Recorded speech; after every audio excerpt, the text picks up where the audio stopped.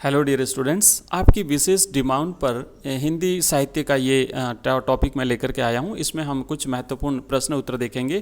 तो चूँकि मेरा तो विचार था कि 11 के बाद करेंगे, लेकिन आप लोगों की इतनी डिमांड पर चलिए हिंदी साहित्य भी शुरू कर देते हैं और पॉलिटिकल साइंस का भी आपको टॉपिक मिलेगा।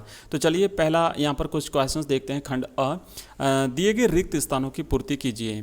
तो पहला प्रश्न है कि रिक्त स्थान गुण के कारण रचना में मधुरता उत्पन्न होती है।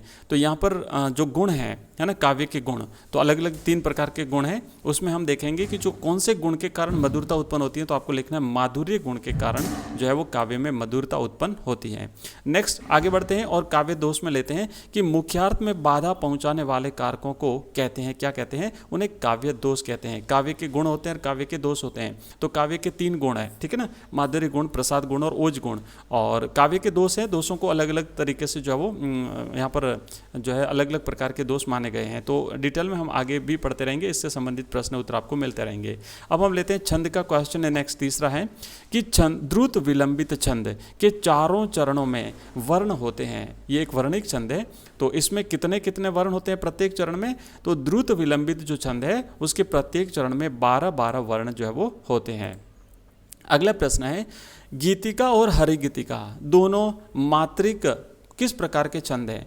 तो जो है वो गीतिका और हरिगीता ही गीतिका है, ये दोनों सम मात्रिक छंद है, ठीक है ना, मात्रिक सम छंद है, यानी कि प्रत्येक चरण में मात्राओं की संख्या समान होती है। तो छंद जो है वो मात्रिक छंद और वर्णिक छंद होते हैं। और मात्रिक छंद और वर्णिक छंद इनको फिर जो है इन तीनों को जो है अलग अलग 3 भागों में मात्रिक सम मात्रिक छंद, अर्ध सम मात्रिक छंद और विषम मात्रिक छंद, और इसी तरीके से वर्णिक छंद, सम वर्णिक छंद और अर्ध सम वर्णिक छंद में विभाजित किया गया है। आगे बढ़ते हैं। काव्य में जहाँ चमत्कार शब्द में स्थित होता है वहाँ पर कौन सा अलंकार होता है? तो जहाँ शब्द के माध्यम से काव्य में चमत्कार उत्पन्न किया जाता है वहाँ पर शब्द अलंकार होता है। और आगे बढ़ते हैं। नेक्स्ट है जहाँ काव्यगत चमत्कार शब्द पर नहीं अर्थ पर निर्भर होता है वहाँ पर अर्थालंकार होता है। आइए आगे बढ़ते हैं। अगला प्रश्न है निम्नलिखित अति लघुत्रात्मक प्रश्नों के उत्तर दीजिए। प्रत्येक प्रश्न के लिए अधिकतम शब्द सीमा है, आपको 20 शब्द लिखना है। तो यहाँ पर देखिए लिखा है कि अन्योक्ति अलंकार का एक उदाहरण लिखिए। अन्योक्ति अलंकार का एक उदाहरण लिखना है। तो सबसे बेस्ट उदाहरण है, याद रख लीजिएगा इसे, कि नहीं पराग नहीं मधुर मधु नहीं विकास यही काल अली कल ही सो बंध्यो आगे कौन हवाल। तो बिहारी जी का ये जो है प्रसिद्ध दोहा है, इन्होंने जय सिंह जी के लिए लिखा था, आप सबको पता है। तो ये जो है ना अन्योक्ति अलंकार का एक बेस्ट उदाहरण है, आप याद कर लीजिएगा। अगला प्रश्न है समासोक्ति अलंकार की परिभाषा दीजिए। लिखना है आपको कि जहाँ संक्षिप्त उक्ति के द्वारा प्रस्तुत और अप्रस्तुत अर्थ का बोध होता है वहाँ पर समासोक्ति अलंकार होता है। अगला प्रश्न है मीडिया की भाषा में डेस्क किसे कहते हैं? तो लिखेंगे आप कि विशेष लेखन के लिए अलग से डेस्क होता है तथा उस डेस्क पर उस विषय के विशेषज्ञ पत्रकार या फिर पत्रकारों का समूह कार्य करता है, वो डेस्क कहलाता है। नेक्स्ट क्वेश्चन है विशेष रिपोर्ट की भाषा किस तरह की होनी चाहिए? तो आप लिखेंगे कि विशेष रिपोर्ट की भाषा सरल, सहज और आम बोलचाल की भाषा होनी चाहिए, ठीक है। रिपोर्ट बहुत विस्तृत और बड़ी हो तो उसे श्रृंखलाबद्ध करके किस्तों में छापा जाता है, याद रखिएगा। अगला प्रश्न है, आगे की ओर बढ़ते हैं।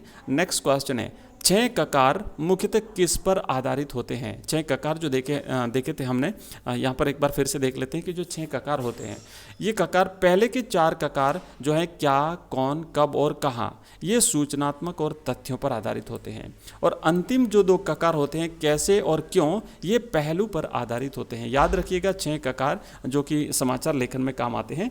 तो ये जो 6 ककार हैं इसमें से पहले जो 4 हैं वो तो सूचनात्मक और तथ्यों पर आधारित होते हैं, और अंतिम जो 2 ककार हैं ये क्यों और कैसे पहलू पर आधारित होते हैं। अगला प्रश्न है आचार्य रामचंद्र शुक्ल द्वारा बद्री नारायण चौधरी प्रेमघन से परिचय कहाँ पर हुआ था? तो आप लिखेंगे कि आचार्य रामचंद्र शुक्ल का बद्री नारायण चौधरी प्रेमघन से परिचय मिर्जापुर में हुआ था। एक और प्रश्न है कि घड़ी के दृष्टांत से लेखक ने किस पर व्यंग्य किया है? आप लिखेंगे कि घड़ी के दृष्टांत से लेखक ने धर्म उपदेशकों पर व्यंग्य किया है। अगला क्वेश्चन है कविता एक कम का वर्ण्य विषय क्या है? तो कविता एक कम में कवि ने भ्रष्टाचारी लोगों की निंदा की है और जिन लोगों को धोखाधड़ी और गलत तरीके से धन अर्जित किया है उनकी भी इस कविता में कवि ने निंदा की है। अगला प्रश्न है, खाली कटोरों में बसंत का उतरना पंक्ति का आशय क्या है? आप लिखेंगे कि खाली कटोरों में बसंत का उतरना पंक्ति का आशय भिखारियों के जो कटोरे हैं वो भीख से भर जाते हैं, इसका मतलब ये हुआ।